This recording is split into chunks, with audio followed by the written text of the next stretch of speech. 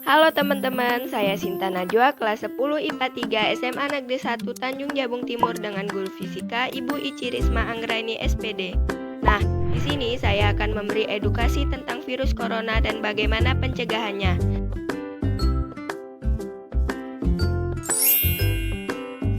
Selain influenza, awal tahun 2020 ini juga diramaikan dengan adanya penyebaran virus corona atau COVID-19. Kementerian Kesehatan Republik Indonesia melalui surat edaran nomor SR 0202-270-2020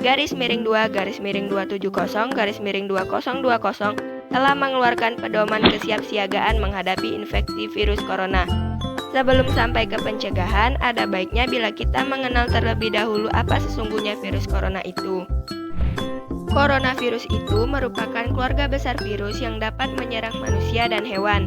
Nah, pada manusia biasanya menyebabkan penyakit infeksi saluran pernafasan mulai dari flu biasa hingga penyakit serius loh, seperti Middle East Respiratory Syndrome atau MERS-CoV, Severe Acute Respiratory Syndrome atau SARS-CoV, pneumonia, dan Coronavirus Disease 19 atau COVID-19. COVID-19 sendiri merupakan coronavirus jenis baru yang ditemukan pada manusia di daerah Wuhan, Provinsi Hubei, Cina pada tahun 2019. Penyebab infeksi virus corona tersebut antara lain percikan air liur, batuk, dan bersin pengidap, menyentuh tangan atau wajah orang yang terinfeksi, menyentuh mata, hidung, atau mulut setelah memegang barang yang terkena percikan air liur pengidap virus corona, tinja atau feses. Namun, ini jarang terjadi. Masa inkubasi virus corona ini belum diketahui secara pasti. Namun, rata-rata gejala timbul setelah 2-14 hari setelah virus pertama masuk ke dalam tubuh. Metode transmisi virus corona juga belum diketahui dengan pasti. Awalnya, virus corona yang sedang mewabah ini diduga bersumber dari hewan termasuk unta, unggas, dan kelelawar. Sebenarnya, virus ini jarang sekali berevolusi dan menginfeksi manusia hingga menyebar ke individu lainnya. Namun, kasus di Tiongkok ini menjadi bukti bahwa virus ini bisa menyebar dari hewan ke manusia, bahkan penularannya bisa dari manusia ke manusia. Gejala yang timbul bila terjangkit virus corona bisa beragam, bergantung pada jenis corona yang menyerang dan seberapa serius infeksi yang terjadi. Berikut beberapa gejala virus corona yang terbilang ringan. Hidung beringus, sakit kepala, batuk, sakit tenggorokan, demam, merasa tidak enak badan. Hal yang perlu ditegaskan, beberapa virus corona dapat menyebabkan gejala yang lebih parah. Infeksinya dapat berubah menjadi bronkitis dan pneumonia yang menyebabkan gejala seperti demam yang cukup tinggi bila pasien mengidap pneumonia, batuk dengan lendir, nyeri dada atau sesak nafas. Infeksi bisa semakin parah bila menyerang kelompok individu tertentu. Contohnya, orang dengan penyakit jantung atau paru-paru, orang dengan sistem kekebalan yang lemah, bayi, dan lansia. Surat Edaran Kementerian Kesehatan Republik Indonesia nomor SR 0202-270-2020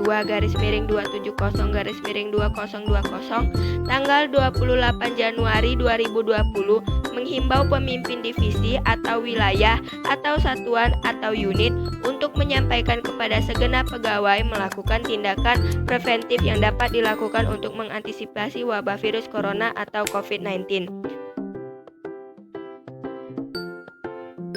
Langkah terbaik untuk mencegah virus tersebut yaitu menghindari berpergian ke Cina atau negara lain yang ditemukan adanya penularan virus corona, menggunakan masker saat melakukan aktivitas di luar ruangan, terutama bila kamu beraktivitas di tempat umum. Rutin mencuci tangan dengan air dan sabun atau hand sanitizer yang mengandung alkohol setelah beraktivitas di luar ruangan. Hindari kontak dengan hewan, terutama dengan hewan liar. Bila terjadi kontak dengan hewan, cuci tangan setelahnya. Pastikan kamu memasak daging dan telur sampai benar-benar matang sebelum dikonsumsi. Tutup mulut dan hidung dengan tisu saat kamu batuk atau bersin. Kemudian buang tisu tersebut ke tempat sampah. Jangan menyentuh mata, mulut, dan hidung sebelum mencuci tangan.